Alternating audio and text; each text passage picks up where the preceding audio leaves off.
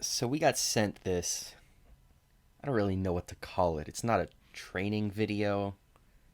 It's more like a just an internal communication video of like a hey, check out these things we're offering.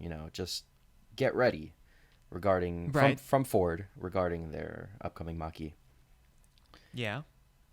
Is it something that's like I guess sent out to the dealers? Not really, too sure. But it kind of rubbed me the wrong way Oh, because why? Why is that? in this short, video, notice something that they've been doing a lot in their internal communications, which is treating EV customers, their potential future EV customers for the Mach-E a bit differently from the others. So Mm-hmm. this video starts off, it's just like, get ready for different expectations. And they show a dog, which, was the symbol of the traditional The you. Yeah. Ford customer. Yeah. And then they show a cat with a little speech bubble that says, "I expect to make appointments online." I want online appointments. I'm a cat. And I don't like attention. and the whole video is just get ready for different style of customer. The cat closes it Right. off with another speech bubble that just says, "EV is a lifestyle commitment." And I don't know if As this is if the right path.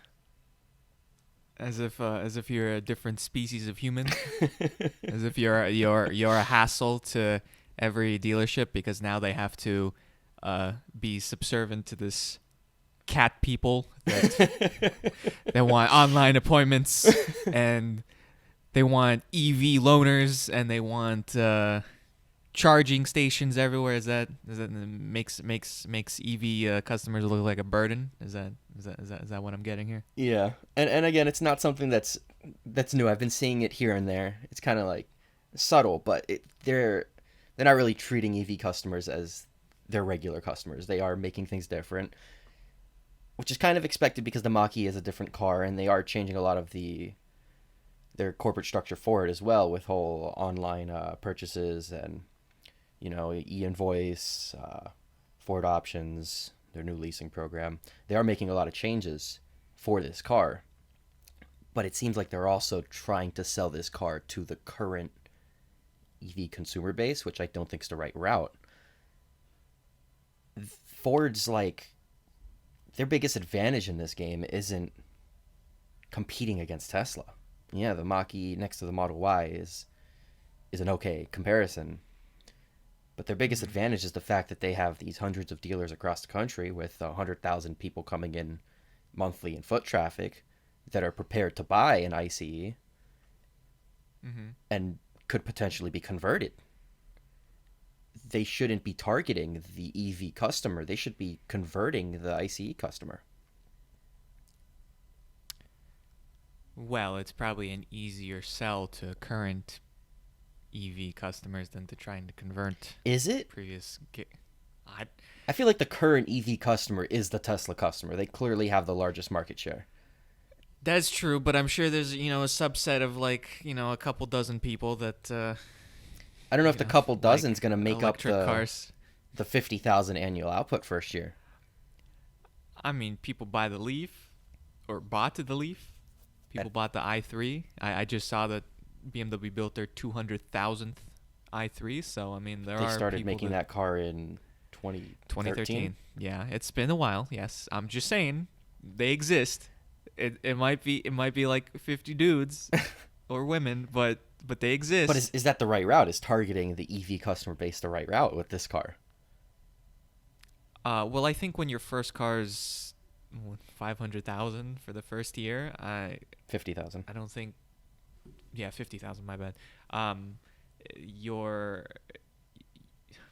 you need to really focus on the broader market. I think you're okay with trying to go for the easier niche first before going out to something more mass market.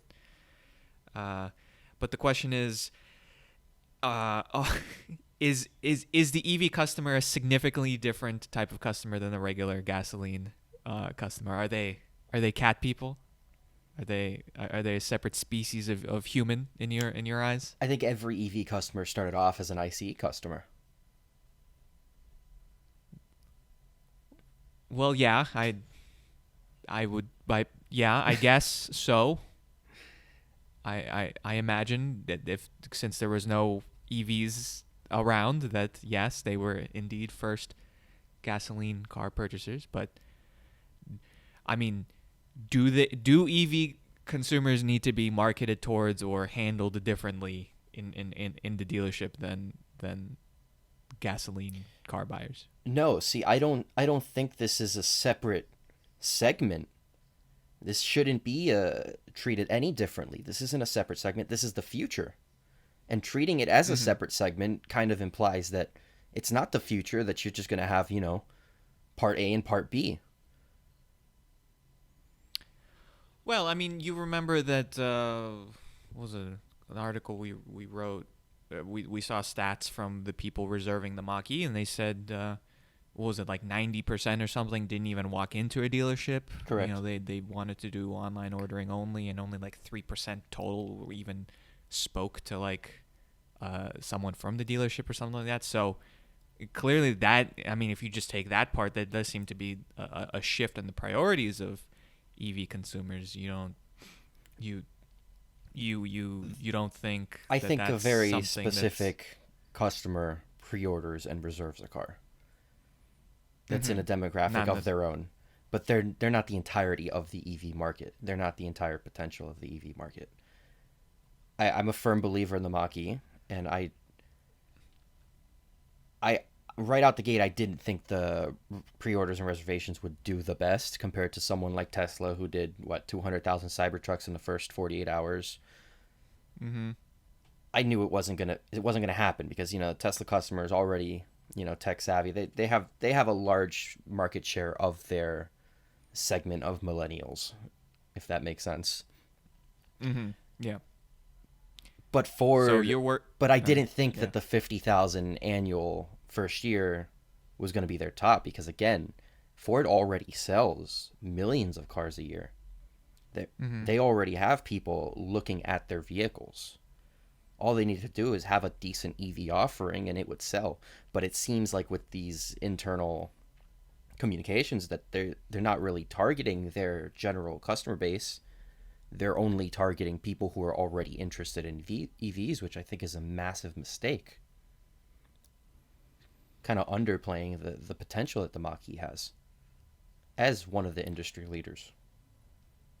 Right. Well, uh, obviously internal communications might be a worrying sign, but we still don't really know how it's going to look outwardly to the general public. So, whatever they write or But aren't these internal put up. communications like some of the most important things? As because we've already tested this. We've called Ford dealers now twice.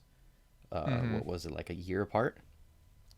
Yeah. Questioning the Mach-E and seeing, just testing the sales staff, the BDC staff on the car and how informed they are and how prepared they were to answer questions and convert people over. And what we learned is that they weren't too prepared. If you didn't already know about EVs, you Mm-hmm. weren't really going to learn much from the sales staff, Mm-hmm. which in itself was a problem. And this kind of, links with that. They're not really preparing anyone. They kind of just expect this car to sell on its own based off of people's already self-learned knowledge Inclined. on EVs. Yeah. I'm more worried about how they paint the picture for people that like EVs, as if just like, as an EV buyer, we have to completely redo everything we previously did because corporate is telling us that they need to be treated completely different. I got to deal with this stereotypical, Starbucks drinking, button up, millennial with his electric cars and whatnot. Well, it seems that they want Um, like one EV communication lead, like mm-hmm, just one guy in charge of them. mm-hmm. So I guess that's helpful, but again, he's only going to be helping people who are already interested in the car. What about converting some of the other millions of cars you guys are selling a year? Because I don't know, if you Well, ask me, the Mach-E is a much better car than a Ford Focus. I would hope so. Whilst I do agree with you that their priority should definitely be into trying converting people from gasoline cars to electric cars, I feel like there's probably enough people interested in electric cars that can satisfy whatever sales goals Ford has for their first year. And that might set a bad precedent because they'll go along with this system of just catering to EV buyers the first The year already and see existing that customers. sales, yeah, and see that the sales were, pretty decent enough, and they'll consider that that just will work. But eventually, they'll run out of people that like electric cars and don't like Tesla or any of the other electric car makers, and then sales in the second year and third year will start to plummet because what they really should have been focusing on was the people buying the, like you said, Ford Focus or whatever, and trying to get them into an electric car. So, um, I mean, Do I'm you not a think, brand manager, so I don't know. What do I know? as it stands, if you're like interested in a crossover, you go to a Ford dealer, again, assuming, let's say 6 months from now, do you Mm-hmm. think they're even going to offer to show you the Mach-E? A car where they don't really have a margin to play with because the invoicing system. Um, Where's the incentive to sell? Where's the incentive I to feel learn? Will the general sales staff, by then have the knowledge?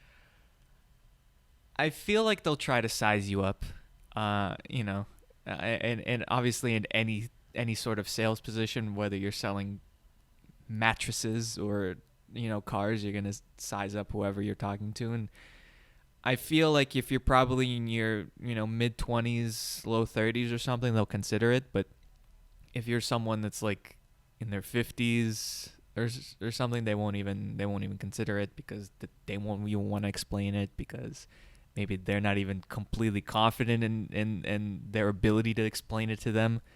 So I think it's gonna depend on what type of person, how you look coming into a Ford dealership, if they're gonna show you the Mach-E or not. Whether they'll be extremely knowledgeable about it and be able to answer basically any question that a consumer might have.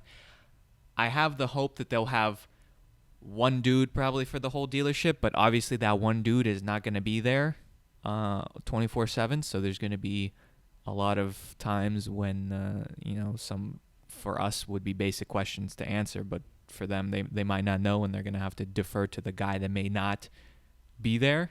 And it's just going to, really sour the entire buying process. Speaking of things that have, you know, Ford has sent out into internal dealer communications that have gotten me a little angry. They recently sent out a brochure Mm-hmm. where it was focused on the Mach-E's battery. Mm-hmm. And you would think, okay, this is going to be something that's going to fix some EV misinformation, talk about how range really isn't as big as a factor that people imagine. Instead, they gave Mm-hmm. us these driving tips, which I find pretty funny. Where Right. a number of these driving techniques can enhance range, so be sure to suggest them to drivers. Maintain a constant Mm-hmm. speed, manage cargo Wow. spaces, brake slowly, Damn. remove debris. Oh. Mm. You don't say. So everything people do in their regular gasoline cars. Yeah, I don't think that this is something that needs to be pointed out because I could make the exact same suggestion to lower your miles per gallon. Well, maybe, I mean, you could maybe make the argument that it's like, hey guys, it's not that big of a difference from driving a gasoline car. You just do the same But they things you wanted didn't. to increase your But they your gas but they mileage. didn't point that out. They made it seem like, hey, I mean, not based off what I just said, but based off the entire brochure. Mm. They made it seem like, hey, Mm-hmm. yeah, the Mach-E gets 270 miles of range, but in Mm-hmm. order to hit that, you're going to need to do this, do that, and do that. Expect, Oh. 50, 25% less range. Oh. So, Manage your battery well, keep it above 80%, or don't charge past 80%, all that. That doesn't really need to go said. so they're making it seem like it's much more work than it actually is. Exactly. Right? This whole Mm-hmm. brochure in general shouldn't really exist because of course outside temperature is going to affect battery just like, hills are going to affect miles per gallon. Mm-hmm. But you don't go out and say that, hey, if you're going up a hill, you're going to get 25% less miles per gallon in your Ford Escape brochure. You don't say that. That is true. Well, you know how it is. They wanna cover themselves when their customer comes in and be like, why is it not 270? I'm only getting like 235 or whatever because I do 0 to 60 pulls at every stoplight or something. Why? Blah. The electric cars suck. So I don't know. Do, It do you think Ford's taking this electric car change seriously? Or do you think they're just trying to get their piece of the pie from Tesla? well, Are they actively trying to increase EV market share?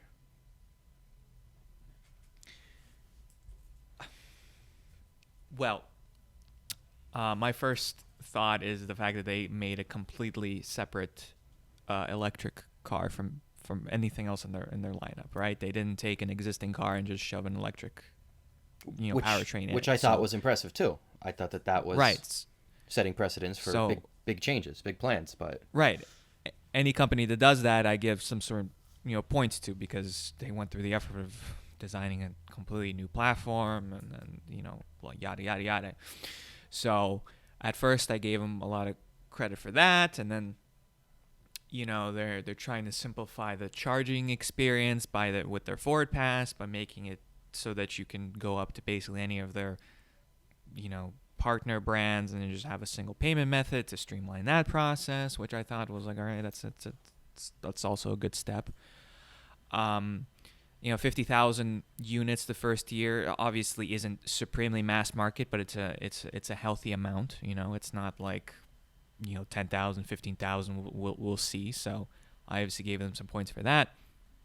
But it all just seems to kind of fall apart once you transition over into the actual dealership experience, because as we've harped on already multiple times, the dealership experience just the baseline dealership experience is garbage. So for you to make that even somewhat pleasable, you're going to have to do a lot of things and you're going to have to put a lot of effort. And obviously that's hard for us to evaluate at this point because the car isn't out yet, so we can't really give the full 100% dealership experience. Obviously we've called dealerships twice now. Once when it first was announced, which as you all have seen was not good results, but it was within a week or so of the car being announced, so we kind of gave them some leeway. But then the more recent one was much further along, and we gave, I think, an adequate amount of time for people to get their information across, and it was still better, but not the greatest. So how much control does Ford, the corporation, really have over how their dealerships are going to manage it? I don't really know, and I feel like the how the dealerships interact with potential buyers is going to be where the weakest joint in this machine is going to be, and the highest probability of failure. But Ford does have options into ways to communicate better to their dealerships and provide better training and better knowledge.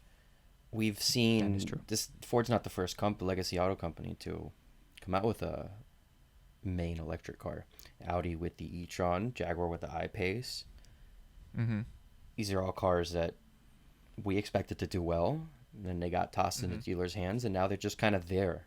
They're not really pushing it. They're not. It's just available in the lineup. And if this trend continues, EVs will never have the dominant percentage in this market share. We'll just continue as a small niche. Until they're legally required to be. And what's going to happen when all the gas cars stop production? You're going to go to hydrogen, bud? That's years and years and years away. What's California's ban? Well, yeah. From 2035. California's already had a ban on on Well, larger I didn't. motors, and people still bring them in from across state lines. It's only for Yeah, but new I didn't cars. say I didn't say it was going to happen quickly. I just said If eventually if I were it will. relying on legislation, I don't think I'll Mm-hmm. see EVs as the dominant percentage within my lifetime. I well, I don't you think must be so. living a short life then, but I'm sorry. California I is didn't know. clearly the most progressive, and they're still at 2035. One state's not going to make much of a difference. Yeah, but literally all the European countries is like 2040 is the latest, and that's a whole continent. So, you know, but that's a different topic of discussion. We're here for Ford, and if they're gonna mess up their initial launch based on how they treat their customers or I, mean, their I feel like what they're they too perceive their comfortable. target customer to be. Ford's Too too comfortable? comfortable right now. They have Mm-hmm. they have their whole lineup sold for the first year. They're just Mm-hmm. getting ready to deliver them. Mm-hmm. But what happens after that? What happens after the first year? After the people who have reserved the car, after the EV current customer has transitioned to the Mach-E? What happens when they're out? When they have to actually start seeking conversions from ICEs to EVs? We still have a while before we have to have an answer to that. But I don't Yep. think the right idea is starting late. I think it would be smart to inform everyone now, inform your employees, inform the dealerships, not spread not necessarily misinformation, but negativity, treating EV Mm-hmm. customers differently. They're not different. It's the future customer, not the not another customer. You have these companies like Vroom who solely sell cars online. That's not a different Mm-hmm. customer. That's the future.